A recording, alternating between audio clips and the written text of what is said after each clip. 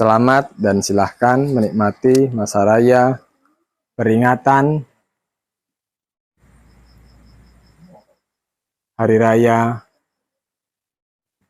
Buah Sulung, ya, Buah Sulung, atau perayaan dialegorikan, dirohanikan, atau penyataan daripada nubuatan itu, nubuatan dari perayaan adalah penyataan dari Yeshua HaMashiach yang bangkit dari kuburan. Berbahagialah kita semua yang hari ini diizinkan bisa merayakannya. Ya. Jadi kita betul-betul berbahagia karena tidak sedikit mereka yang tidak bisa merayakan karena banyak persoalan, banyak pergumulan. Ya. Seperti kemarin kita nggak bisa merayakan perayaan Ahmad Sot, berarti tidak beragi.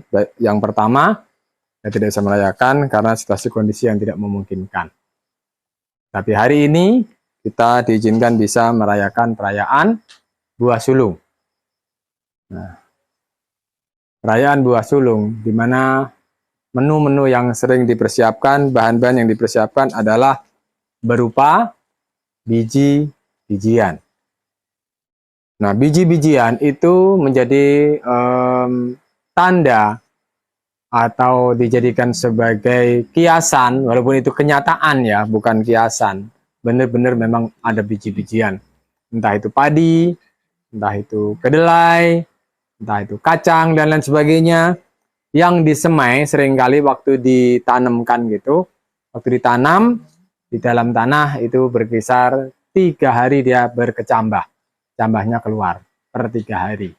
Nah itu loh, jadi biji-bijian itu rata-rata kan ditanam, nanti berapa hari berikutnya dia cambahnya keluar. Nah, dan ini memang sesuatu yang misteri bagi bangsa Israel yang belum mendapatkan anugerah.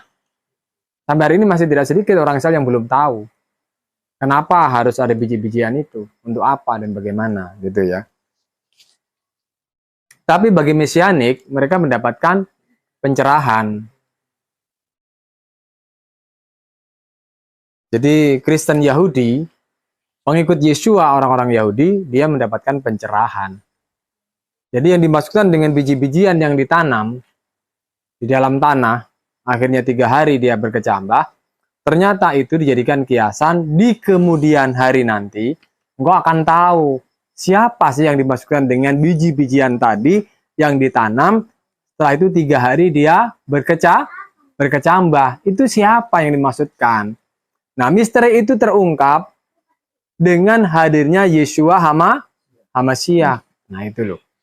Makanya akhirnya kaum Mesianik paham sudah sekarang. Oh, sekalinya yang dimaksudkan adalah Yeshua HaMashiach itu sendiri. Makanya dia mengatakan kepada ahli-ahli Taurat, robohkan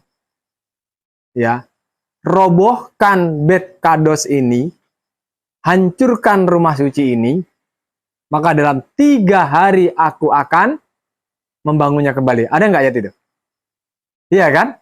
Tapi ahli Taurat ngerti nggak? Belum nyambung kan? Tapi ada yang nyambung pada akhirnya di antara ahli Taurat, yaitu siapa namanya? Siapa ahli Taurat yang menguburkan Yesua waktu Yesua mati? Siapa dia? Niko?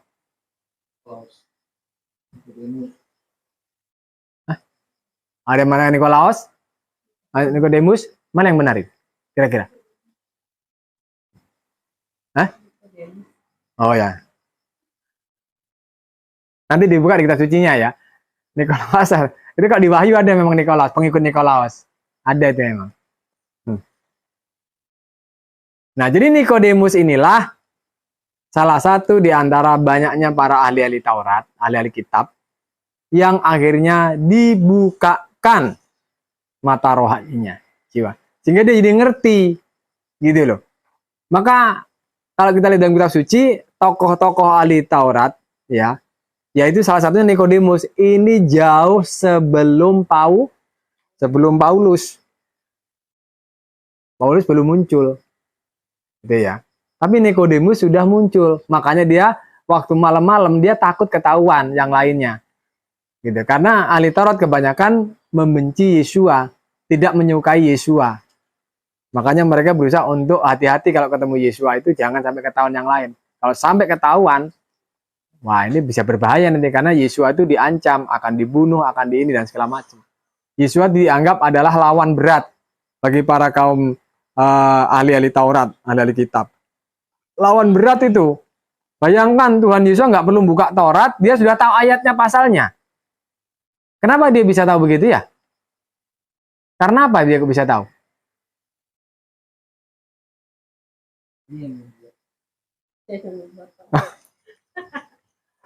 Makanya kan ada ayat yang mengatakan mereka itu kan ngomongnya gini.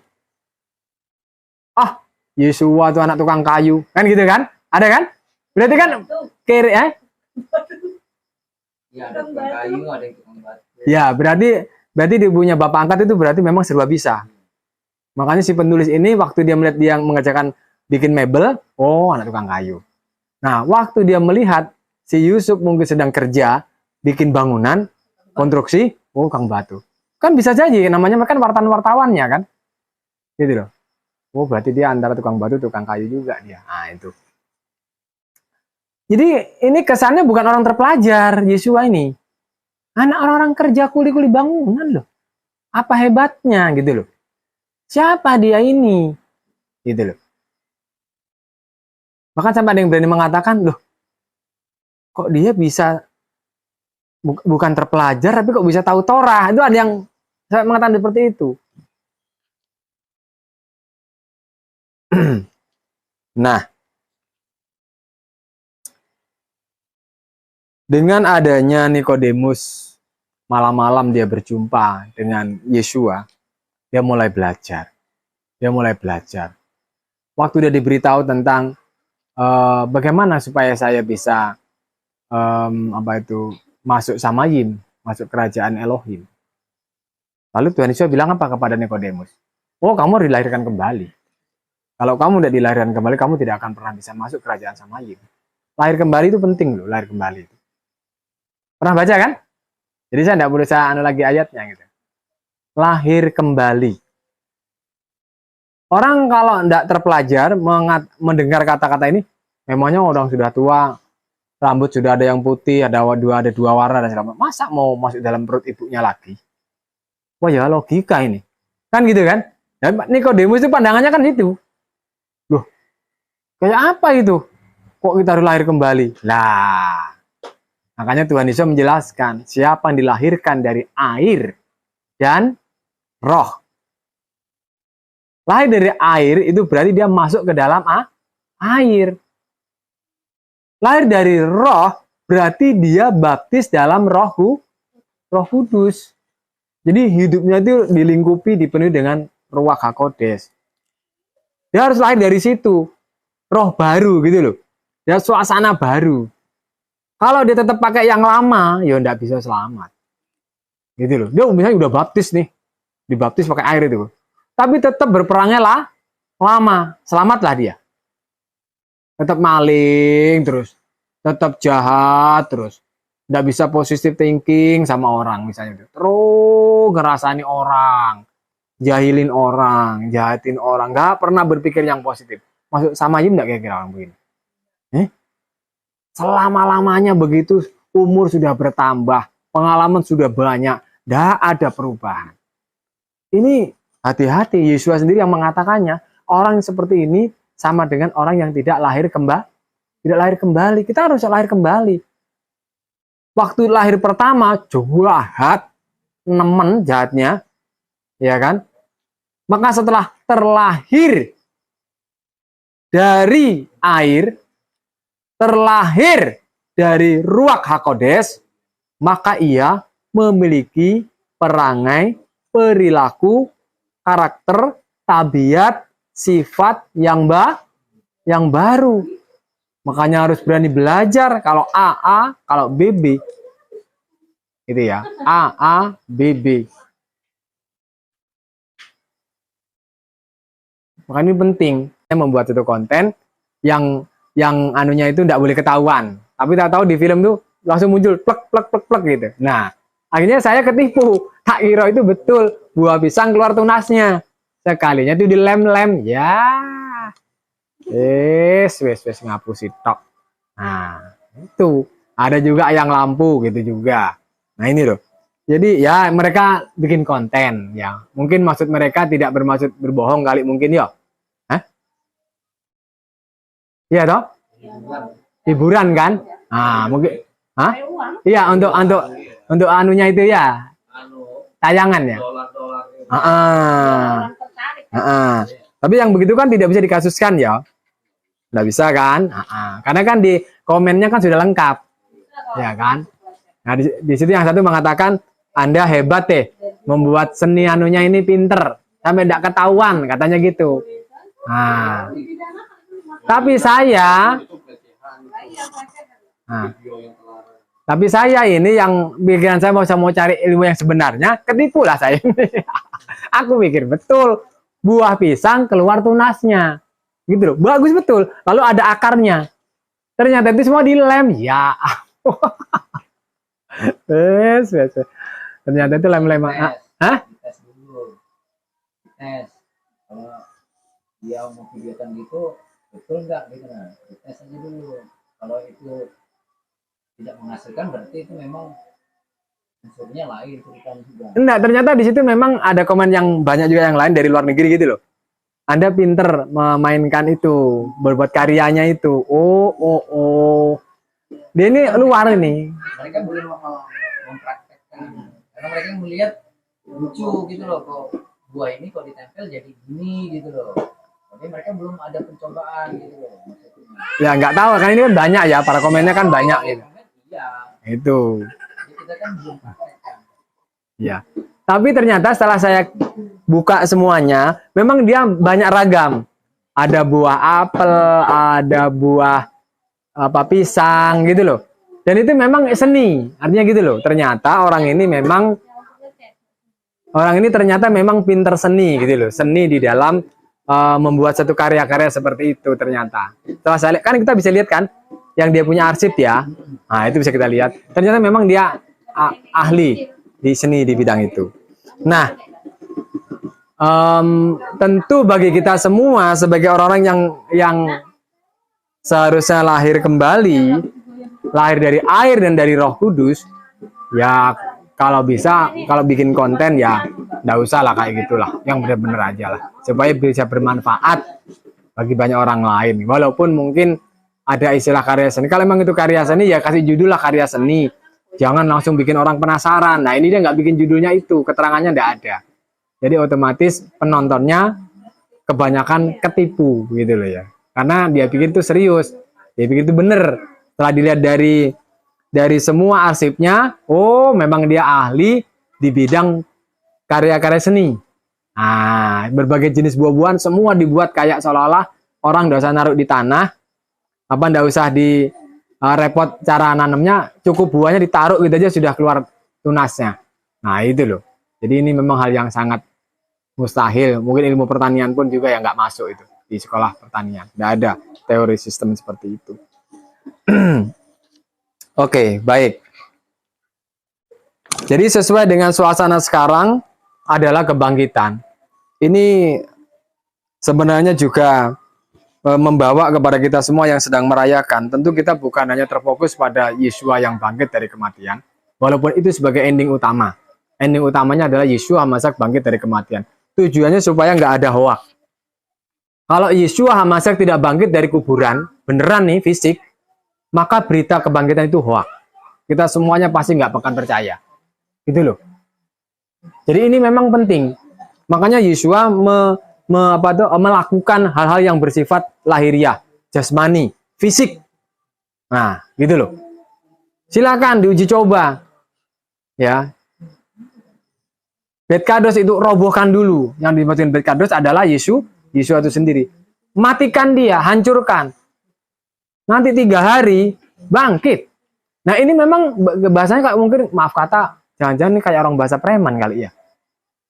Kalau bahasa, karena katakan, matiin lah saya. Ini bahasa preman atau apa ini istilahnya? Saat 3 hari saya akan bangkit. Apa namanya? Bahasa jagoan atau bahasa? Bukan. Bahasa gimana istilahnya? Boleh. Demonstrasi berarti. Nggak akan bakal bisa orang percaya dia. Tukang sulap yang hebat. Silop magic kalau nggak bisa praktekkan kan gitu. Oh, berarti perlu demonstrasi ya berarti ya. Jadi bahasa itu disokan dengan dunia. Betul, itu betul. Iya, iya. Amin. Amin. Iya. Betul. Iya, tetapi kan kalau dalam bahasa misalnya dibuat sehari-hari kan kayaknya kan bahasa preman kan. Gitu loh. Matikan saya. Oh, saya digalakan bangkit saya. Kan ini udah kayak gimana kan gitu loh. Nah, iya kan?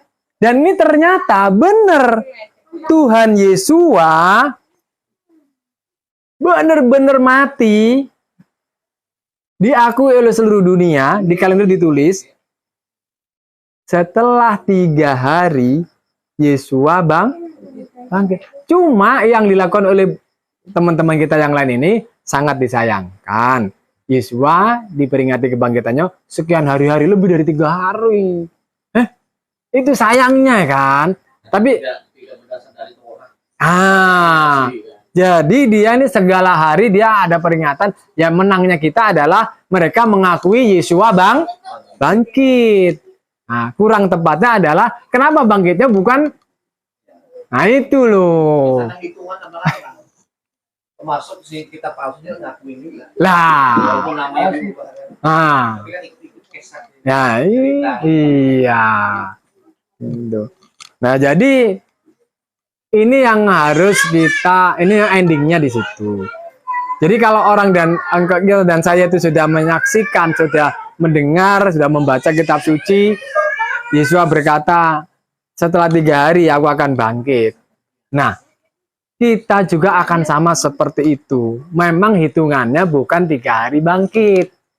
Itu jangan dijadikan ending buat kita. Kalau ending buat kita ini bangkitnya yaitu urusannya Bapak Yahweh. Iya toh? Itu bedanya. Kalau Yesua bisa memberi demonstrasinya 3 hari. Dia berani dia gitu. 3 hari lah. Aku nanti akan bangkit. Tapi ya beruntung juga. Tidak sedikit juga agama yang percaya dengan bahwa pada akhir zaman nanti orang-orang yang mati akan bangkit dari kuburan. Ya toh?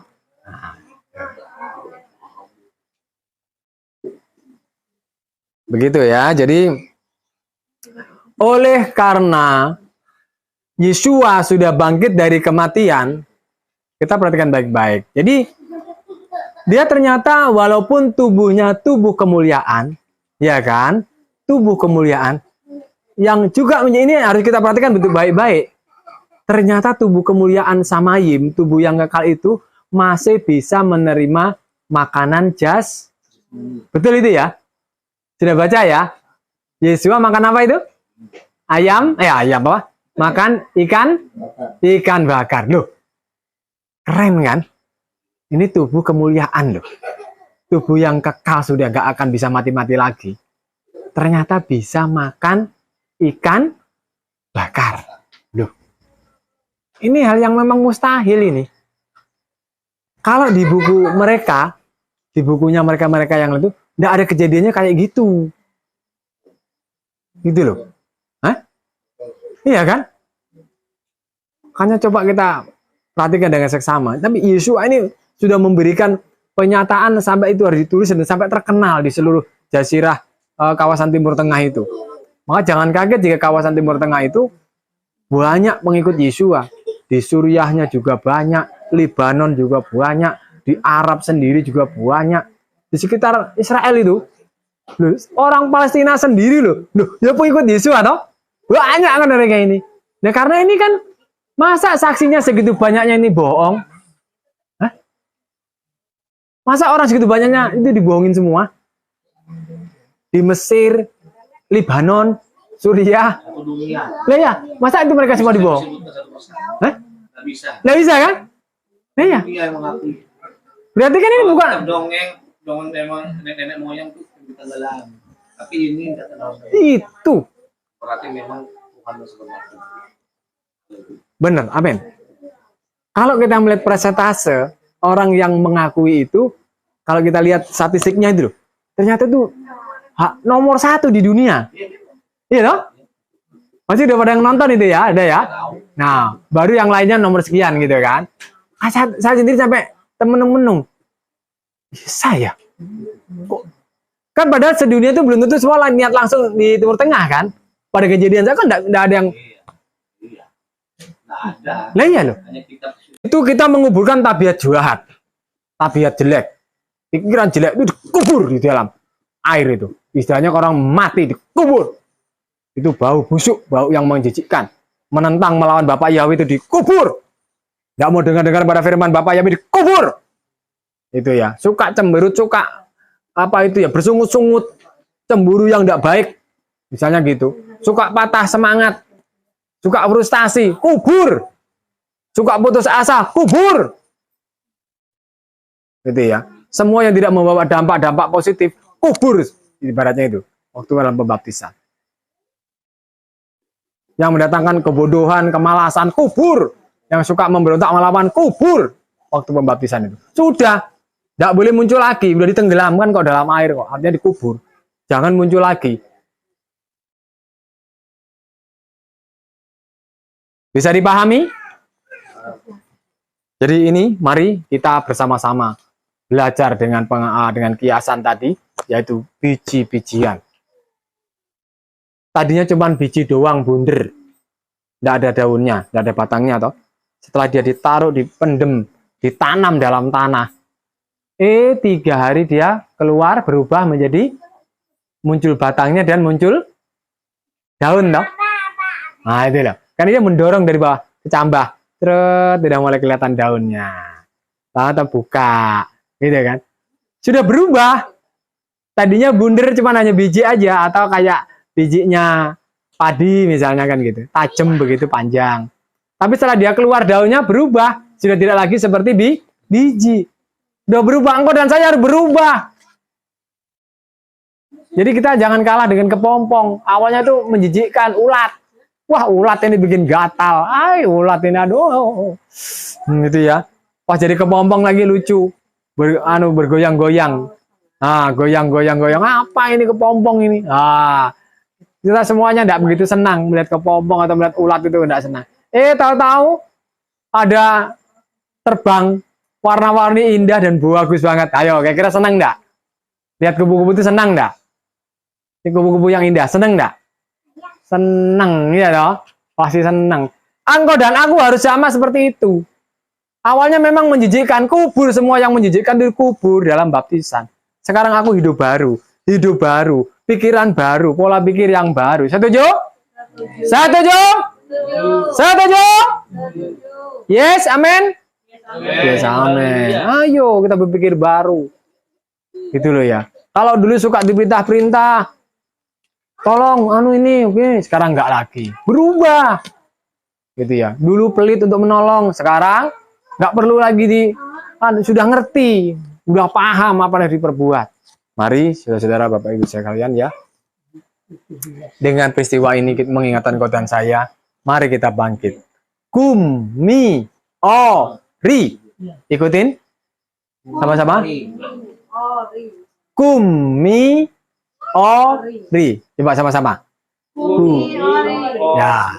Bangkitlah menjadi teranglah. bangkitlah menjadi terang. Nah, ingat lo ya, bangkit menjadi terang.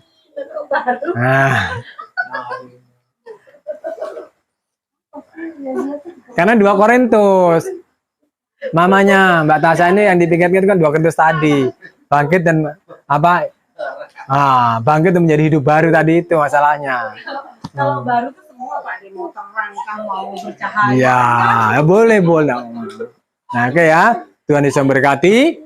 Mari kita satu dalam doa mengucap syukur. Bapak Yahweh, hari ini kami sudah belajar dalam peringatan ini sehingga pengajaran pada hari ini menjelaskan tentang arti penting daripada Habikurim, atau ini bisa mengetahui dengan paham dengan baik bahwa kebangkitan kesulungan adalah Engkau sendiri ya Tuhan kami Yesus Masiak, dan Engkau menghendaki kami semuanya adalah menjadi anak-anak sulung kebangkitan. Kami harus berlomba-lomba menjadi yang pertama, memiliki terus kehidupan yang lebih baik, yang lebih baik, yang lebih baik. Itulah yang menjadi keutamaan dalam setiap kehidupan kami masing-masing. Kuatkan kami, mampukan kami untuk menjadi merindukan untuk mencapai kepada satu kehidupan yang lebih baik lagi, sehingga menjadi teladan, menjadi contoh bagi sesama kami, supaya di satu Engkau Tuhan Yesus Masiak, Engkau datang ke dunia ini, Engkau melihat kami dalam keadaan siap, dan Engkau bawa kami terbang tinggi melampaui awan-awan, melampaui langit-langit biru. Engkau bawa kami di mana Engkau berada ya Tuhan Yesus. Kami semua duduk manis di sana bersama Engkau Bapa. Oh, jangan kami memuji, menyembah Engkau, memuliakan Engkau selama-lamanya. Oh, itu Bapaknya kerinduan kami semua. Mampukan kami semua ya Bapa. Kuatkan pengajaran ini ke dalam tubuh kami, dalam hati, jiwa, pikiran kami, sehingga itu dikuatkan di dalam ruah HaKodes, di dalam tubuh dan darah-Mu, supaya itu jangan sampai hilang Bapa. Jangan sampai hilang Bapa. Tapi biar itu terus kuat dalam pikiran setiap orang, setiap siapa yang mendengar pada hari ini. Sehingga kami terus dikuatkan, orang tua menguatkan, suami istri saling menguatkan, suami istri, ayah dan ibu menguatkan anak-anaknya menguatkan saudara-saudaranya, biar semuanya boleh menjadi contoh yang baik bagi pujian, hormat, dan kemuliaan bagi Bapak Yahweh. Terima kasih Bapak. Biar itu berakar, berkuah, menghasilkan buah yang cukup lebat untuk pujian hormat bagi kemuliaan nama Bapak. Besem, Yeshua HaMashiach Adonai El Shaddai, kami ucap syukur untuk semuanya. Engkau berkarya terus dalam hidup kami masing-masing, kekal sampai selamanya. Haleluya, besem HaMashiach. Haleluya. Amin.